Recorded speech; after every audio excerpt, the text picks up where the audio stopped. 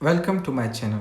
आज के इस वीडियो में मैं आपको सिखाने वाला हूं कि आप ख़ुद किस तरह इराक़ के विज़िट वीज़े के लिए अप्लाई कर सकते हो और इसके लिए कौन कौन से डॉक्यूमेंट्स रिक्वायर्ड होते हैं और इसका वीज़ा फ़ीस और इसका जो प्रोसेसिंग टाइम है, सब कुछ मैं इस वीडियो में डिस्कस करूंगा। सबसे इम्पोर्टेंट बात कि आपने ये वीडियो बिल्कुल भी स्किप नहीं करना। हो सकता है कि कोई भी इम्पोर्टेंट पार्ट मिस हो जाए। और ना ही आपने किसी भी एजेंट को हायर करना है और ना ही आपने किसी को भी कोई एक पैसा देना है। आप खुद इराक़ के विज़िट वीज़े के लिए अप्लाई कर सकते हो। चलते हैं लैपटॉप स्क्रीन पर और मैं आपको स्टेप बाय स्टेप ये प्रोसेस करके दिखाता हूँ कि आप खुद किस तरह इराक़ के विज़िट वीज़े के लिए अप्लाई कर सकते हो। आपने गूगल पर आना है, यहाँ लिखना है evisa.iq। आपने एंटर करना है। ये आप बस ये जो फर्स्ट वेबसाइट है, आपने इस वेबसाइट पर आना है, ई वीज़ा पोर्टल पर। ये इराक़ का ऑफिशियल वेबसाइट है, आपने इस वेबसाइट पर आना है। बाकी किसी भी वेबसाइट पर आपने नहीं जाके अप्लाई करना। अच्छा, फिर उसके बाद आपने नीचे आना है। ये आप देख सकते हो, ये इराक़ का ऑफिशियल वेबसाइट है। अब फिर उसके बाद जो है ना, आपने आ जाना है गेट योर वीज़ा। आपने गेट योर वीज़ा पे आ जाना है। आप जैसे इस वेबसाइट पर आ गए, जैसे कि मेरा अकाउंट ऑलरेडी बना हुआ है, अगर आपका अकाउंट नहीं बना तो आप ये देख सकते हो, यहाँ पर है क्रिएट न्यू अकाउंट। आपने यहाँ पर आना है। आप जैसे यहाँ पर आ गए, आपने अपना अकाउंट वगैरह बनाना है। अगर आप पाकिस्तान से हो तो आपने पाकिस्तान लिखना है। अगर आप इंडिया से हो तो आपने इंडिया लिखना है। अगर आप बांग्लादेश से हो, आपने बांग्लादेश लिखना है। मैं जैसे कि पाकिस्तान से हूँ तो मैंने पाकिस्तानी सिलेक्ट किया। फिर उसके बाद आपने यहाँ पर आपका जो भी फर्स्ट नेम है, अरबिक में आपने यहाँ पर अपना नाम लिखना है और उसके बाद आपने अरबिक में अपने फादर का नाम लिखना है। फिर उसके बाद ग्रैंडफादर का नाम लिखना है अरबिक में। फिर उसके बाद आपने सरनेम लिखना है अरबिक में।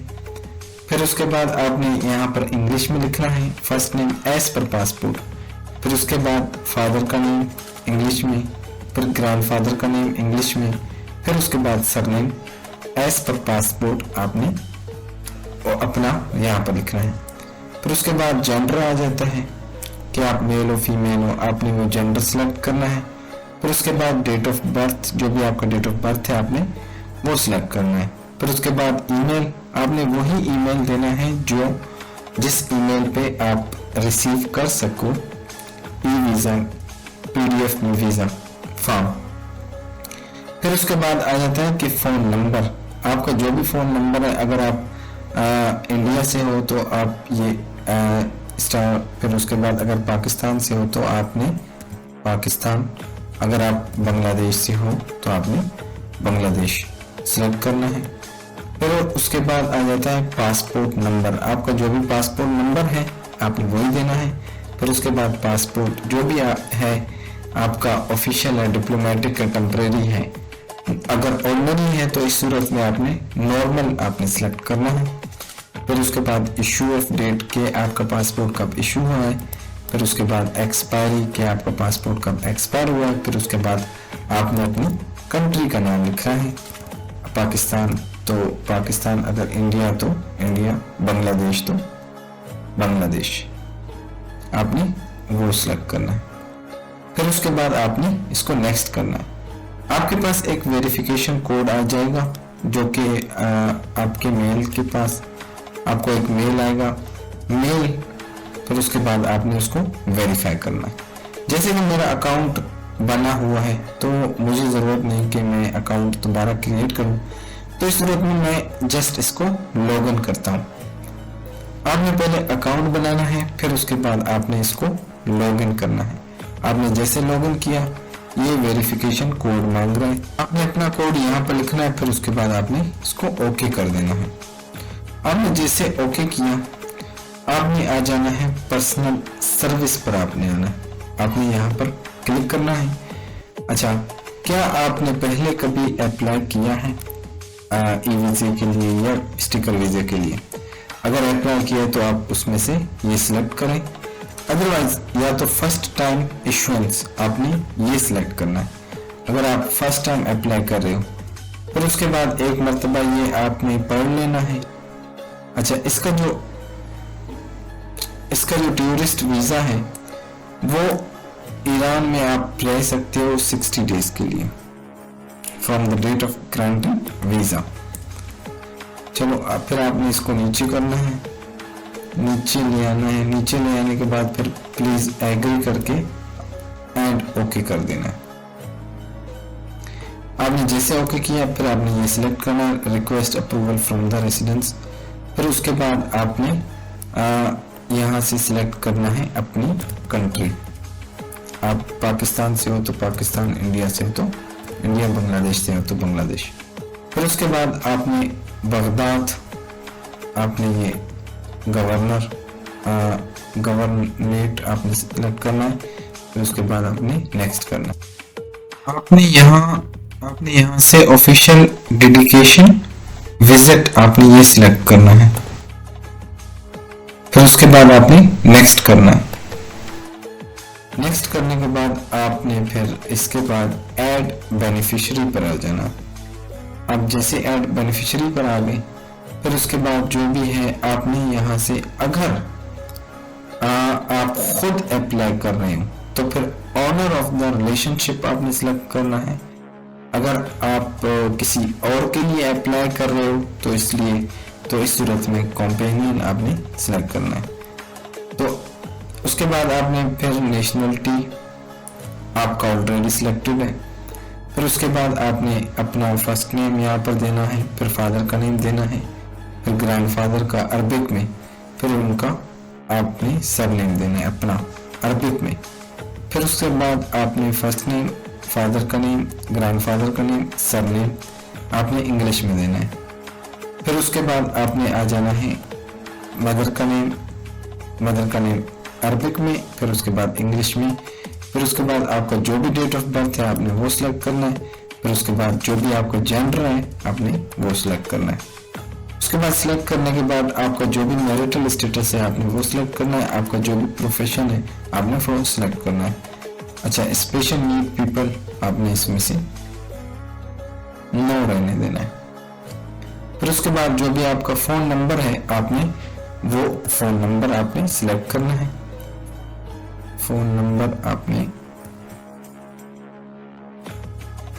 सिलेक्ट करना है। फिर उसके बाद आ जाता है जो भी आपका पासपोर्ट नंबर है आपने वही लिखना है। फिर उसके बाद जो भी है पासपोर्ट टाइप आपने ऑलरेडी सिलेक्ट किया हुआ है, ये भी ऑलरेडी सिलेक्टेड है। ये इशुएंस आपने यहाँ पर अपने पासपोर्ट का मतलब कि एंटर हुआ है, कब इशू हुआ है वो आपने डेट, फिर उसके बाद कब एक्सपायर होगा आपका पासपोर्ट आपने वो डेट लिखना है। फिर उसके बाद आ जाता है करंट एड्रेस। अच्छा, जो आपने होटल वगैरह बुकिंग किया है, अपार्टमेंट, विला जो भी है आपने वो होटल तो होटल सिलेक्ट करना, विला है तो विला, अगर अपार्टमेंट है तो अपार्टमेंट, होम है तो होम आपने होटल। फिर उसके बाद जो है यहाँ पर आता है गवर्नमेंट कि वो किस जगह पर है, कौन सी कंट्री में है, कौन सी प्रोविंस में, कौन से स्टेट में है आपने कर बना।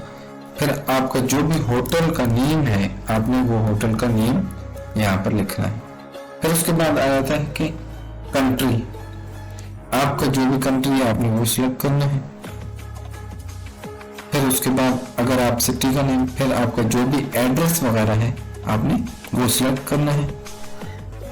एड्रेस, आपका जो भी एड्रेस है जो CNIC के पीछे है आपने सिलेक्ट करना है। फिर आ जाता है पर्सनल अटैचमेंट, आपने यहाँ पर अपना स्कैन पासपोर्ट आपने वो अपलोड करना है। Health character certificate, blood group, passport और रिलेशनशिप अटैचमेंट आपने ये तीनों अपलोड करनी है। अच्छा, यहाँ पर आकर आपने कंफ्यूज नहीं होना कि ये किस तरह अपलोड होगा। आपने पहले ये अटैचमेंट ये लिखा हुआ है, आप देख रहे हो ये जैसे कि अटैचमेंट है। आपने अटैचमेंट नेम पर आकर आपने पर्सनल फोटो पे आ जाना है, यहाँ पर क्लिक करना है। फिर उसके बाद आपने अपलोड पर आना है, आपने अपलोड करना है। फिर उसके बाद हेल्थ करेक्टर सर्टिफिकेट आपने वो अपलोड करना है। फिर उसके बाद जो भी है रिलेशनशिप अटैचमेंट आपने वो सिलेक्ट करना है। फिर उसके बाद आपने सेव कर देना है। सेव जैसे कर लिया, फिर उसके बाद एक मरतबा आपने रीड कर लेना। फिर उसके बाद आपने नेक्स्ट करना है। आपने जैसे नेक्स्ट कर लिया, फिर उसके बाद आपने अपना आपने जो इनविटेशन वगैरह आपने इसके लिए इनविटेशन लेटर लाजमी होता है इराक के लिए कि आपको कौन इनवाइट कर रहा है, वो आपको एजेंसी के थ्रू मिल जाएगा इनविटेशन लेटर। आपने उनका फर्स्ट नेम, होस्ट का, आपने उनका फादर का नेम, ग्रैंडफादर का नेम अरबिक में आपने लिखना है, उनका सरनेम, उनका जो है भी इंग्लिश में अगर लिखना चाहते हो तो वेल एंड गुड, अदरवाइज आप इसको स्किप कर सकते हो।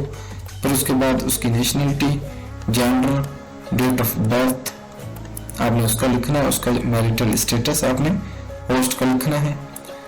फिर उसके बाद आपने उनका ईमेल और उनका फ़ोन नंबर आपने ये लिखना है।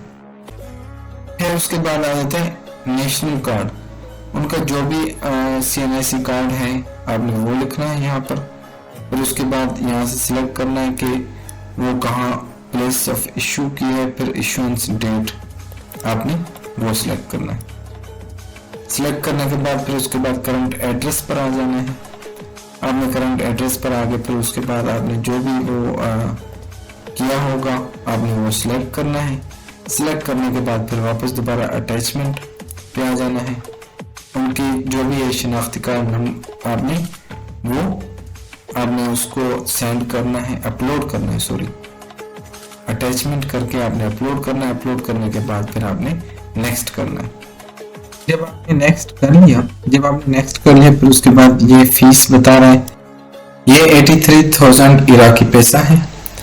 उसके बाद आपने सबमिट करना है। सबमिट किया फिर उसके बाद आपको एक PDF में और इसका जो प्रोसेसिंग टाइम है वो है 7 to 10 days।